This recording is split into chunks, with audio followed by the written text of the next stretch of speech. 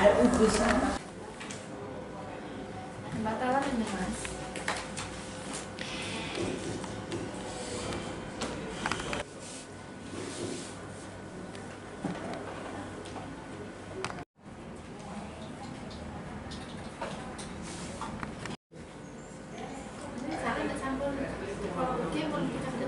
Nggih, demi anak kok.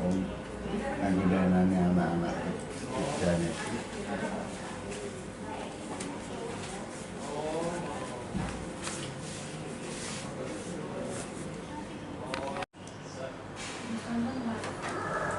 Ditosing ya Mas ini.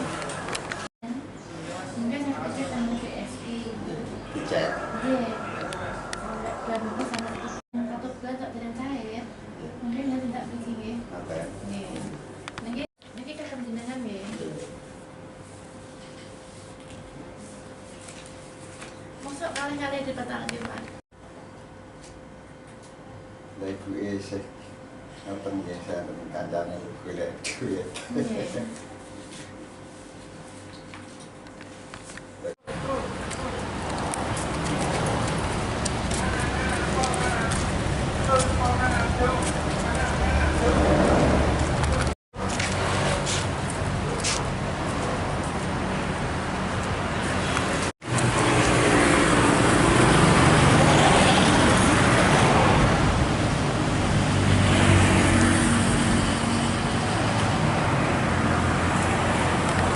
Ini tadi jenengan kesini ngapain Pak ini?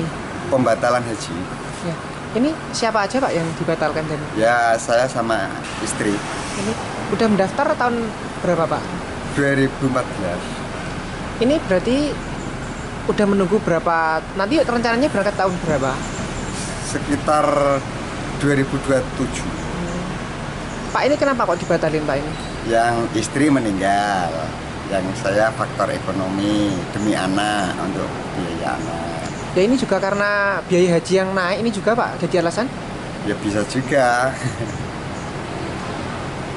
Ya mungkin dengan ini harapannya ini seperti apa Pak ini jenengan? Ya mudah-mudahan lah bisa berlanjut. Harapannya nanti untuk biaya haji turun lagi atau gimana? Ya kalau bisa gitu. Turun lagi biar nanti bisa daftar lagi ya. Ya bapaknya dari mana Pak ini? Tayu. Untuk pekerjaan apa Pak? Tani biasa, orang kampung. Nama sinten Pak? Lasiono. Lasiono gitu. Nasiono. Pak bisa dijelaskan Pak untuk apa? Ini kan isunya kan mau biaya haji kan naik, itu sebenarnya yang naik ini di apanya sih Pak sebenarnya ini?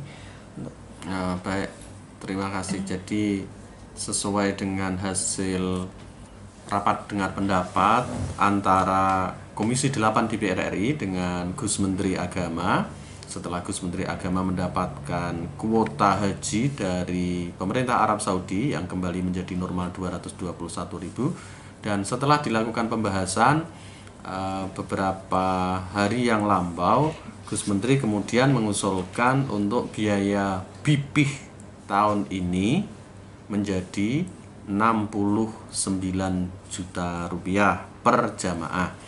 Biaya ini merupakan biaya yang dihitung paling rasional untuk memberikan pembiayaan kepada penyelenggaraan ibadah haji di Indonesia, bagi jamaah haji Indonesia di Arab Saudi, karena biaya ini merupakan biaya yang sebenarnya harus dibayarkan oleh jemaah dari biaya asli sekitar 98,2 juta rupiah. Kemudian jemaah cukup membayar hanya 69 juta rupiah. Sisanya itu ditanggung oleh dana optimalisasi yang berasal dari dana setoran awal BPIH. Nah, menjadi problem kemudian karena angka ini menjadi naik drastis, naik luar biasa dibandingkan dengan setoran pelunasan jemaah tahun sebelumnya. Kalau di sebelumnya jamaah itu hanya membayar, tahun sebelumnya jamaah hanya membayar 42 juta, sekarang harus membayar menjadi 69 juta. Kenaikannya luar biasa besar. Tetapi ini berkaitan dengan biaya yang digunakan oleh BPKH, Badan Pengelola Keuangan Haji, untuk memberikan subsidi kepada jamaah haji. sekedar ilustrasi, di tahun 2022 kemarin, penyelenggaraan haji tahun 2022, itu dari biaya sekitar 97 juta itu, jamaah haji hanya membayar 42 juta rupiah, sedangkan sisanya sekitar 55 juta rupiah itu ditanggung oleh Badan Pengelola Keuangan Haji untuk memberikan layanan kepada jamaah haji. Nah, dana 55 juta rupiah itu bersumber dari dana optimalisasi dana setoran awal BPIH. Kalau dana optimalisasi dari dana setoran awal BPIH itu banyak sekali yang diberikan kepada jamaah-jamaah yang akan berangkat, ini akan berimplikasi kepada tergerusnya dana itu, dan menurut perhitungan matematis di 2029, 2030 dan seterusnya, dana optimalisasi yang berasal dari dana setoran awal BPIH itu akan berkurang atau bahkan bisa jadi mendekati angka habis. Sehingga kemudian kalau itu diberikan subsidi yang banyak kepada sekarang, jamaah 2028 dan seterusnya, itu akan menjadi tidak mendapatkan bagian dari dana subsidi itu. Sehingga pilihannya kemudian memberikan dana subsidi kepada jamaah haji sekarang dengan konsekuensi jemaah haji tahun 2028 sudah tidak mendapatkan subsidi sehingga harus membayar penuh, atau pilihan kedua tidak diberikan dana subsidi atau diberikan dana subsidi tetapi jumlahnya dikurangi sehingga nanti jemaah haji 2028 dan seterusnya juga tetap mendapatkan porsi yang sama untuk mendapatkan bantuan dari BPKH. Ini pilihan yang sama-sama sulit. Ketika kemudian harus diberikan dana bantuan dalam jumlah besar sekarang ini, yang belakang tidak kebagian. Kalau diberikan sekarang dengan nilai tinggi, yang belakangan dapat bagian, tapi konsekuensinya biaya BP sekarang menjadi tinggi. Oleh karena itu pilihannya sama-sama sulit ini. Dan ketika dihadapkan pada dua pilihan yang sulit itu, kemudian berlaku, kalau di Kementerian Agama tentu sama seperti ketentuan syariat yang lain, tentu diambillah akhafuz dzararain. Jadi mazharat yang paling kecil, yang paling ringan, yang mungkin bisa dilakukan, ya seperti sekarang ini, jemaah tetap diberikan subsidi tahun ini, tetapi nilainya dikurangi. Sehingga kemudian proporsinya menjadi, kalau di tahun 2022 itu 40% dana ditanggung jamaah, 60% ditanggung oleh BPKH, sekarang dibalik.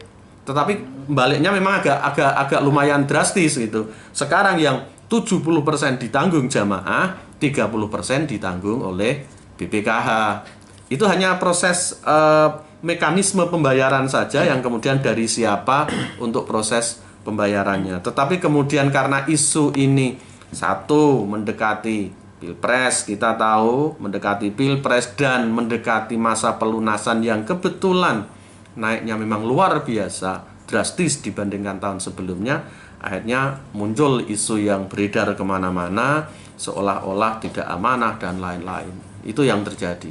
Kira-kira begitu. Untuk dampak di Kabupaten Pati sendiri. Di Kabupaten Pati ini yang kita dengar dari jamaah, ya keluhan dari jemaah yang mau berangkat sekarang, kenapa kemudian pas giliran dia yang berangkat harus dinaikkan seperti itu. Kira-kira kalau boleh milih ya, mbok dinaikkannya besok aja gitu, jangan yang sekarang, kira-kira kan seperti itu. Cuma bagi jamaah haji setelahnya, terutama jamaah haji 2030 dan seterusnya, tentu ya supaya berkeadilan ya diberikanlah subsidi, tetapi kami dibagi juga dong subsidinya, jangan dihabiskan di tahun-tahun sekarang. Itu kita sudah banyak keluhan dari jamaah, mbok jangan dinaikkan ya dinaikkan, tapi jangan terlalu tinggi, kira-kira seperti itu keluhannya. Tetapi secara umum ya apapun itu biasanya jemaah kalau memang sudah diniati ya tetap akan dibayar, kecuali kalau memang kemudian persiapan biayanya tidak ada, ya mungkin bisa jadi kan ada pilihan, bisa diundurkan di tahun berikutnya misalnya sambil mempersiapkan tambahannya, kan memungkinkan untuk itu. Ada yang itu Pak, seperti itu Pak. Kemungkinan ada, tetapi sampai hari ini secara resmi belum, karena pelunasan BP itu baru akan dilaksanakan sekitar minggu ketiga bulan Februari sampai dengan akhir bulan Februari. Nanti di akhir Februari secara statistik kita baru bisa melihat apakah benar banyak yang melakukan pengunduran diri ke tahun berikutnya atau tetap melakukan pembayaran. Kita tahunya besok di akhir Februari. Ini baru sebatas informasi yang berasal dari media sosial, dan hari ini baru kita ngundang jamaah yang sementara ini berdasarkan estimasi sementara masuk nominasi untuk pemberangkatan 2023 untuk mulai persiapan menyiapkan paspor. Tapi untuk proses pelunasannya belum. Untuk jatah Ya. Pak Pati sendiri berapa Pak? Untuk sementara kisaran sementara sekitar 1.300-an jemaah, tapi ini masih proses tahap verifikasi, jadi belum bisa dipastikan angka pastinya. Karena untuk verifikasi tahun ini kami agak kesulitan. Kalau tahun-tahun sebelumnya itu langsung ketemu nomor porsi sekian bisa berangkat. Tahun ini itu agak sulit karena di tahun 2022 kemarin itu ada jemaah yang mestinya nggak berangkat menjadi berangkat atau sebaliknya. Contoh, yang usia 65 tahun itu kemarin nomor porsinya awal, tapi karena usia akhirnya nggak boleh berangkat karena pandemi, sehingga nomor porsi berikutnya, nomor porsi agak bawah, akhirnya malah bisa berangkat. Sehingga ada yang nomor porsi awal nggak berangkat, ada nomor porsi akhir berangkat. Kita verifikasinya agak kesulitan. Jadi ini masih proses verifikasi dan ini baru verifikasi tahap 1. Biasanya kita sampai 3 kali verifikasi. Seluruh pengelolaannya ada di pusat ya, di Badan Pengelola Keuangan Haji. Itu yang pertama, dana, istilah kami itu dana optimalisasi, tetapi kalau bahasa yang lebih familiar di masyarakat itu gampangnya bunga. Nah, lebih gampang. Tapi kalau di kami istilahnya dana optimalisasi, tapi itu sama dengan itu. Nah, dana optimalisasi itu satu digunakan untuk ini bantuan penyelenggaraan ibadah haji setiap tahun. Itu kan tadi yang saya matur, misalnya untuk jemaah haji tahun ini yang rencananya bayar 69 juta, yang kurang lebih sekitar 20 jutanya itu diambilkan dari dana setoran awal, dana optimalisasi dana setoran awal. Itu satu. Kemudian yang kedua, setiap jamaah itu punya akun virtual, nomor rekening virtual yang nanti hasil pengembangan dana setoran awal itu dikembalikan lagi ke jamaah ketika mereka melakukan pelunasan. Itu diperhitungkan ke akun jamaah. Jadi taruhlah misalnya begini, misalnya setoran awalnya 25 juta selama ini nunggunya karena rata-rata ini untuk pemberangkatan tahun 2023 itu mereka yang terdaftar di awal 2012, jadi kurang lebih 11 tahun. 25 juta itu bunganya berapa banyak? 11. Mohon maaf kalimatnya bunga ya, tapi kalau di istilah kami dana optimalisasi, hanya menghaluskan redaksi saja. Itu dana 25 juta itu selama 11 tahun itu bunganya untuk apa? Dikembalikan lagi ke akun virtual jamaah. Jadi kalau nanti misalnya jamaah harus menambahkan angka 21 juta itu dikurangi bunga dari akun virtual tersebut.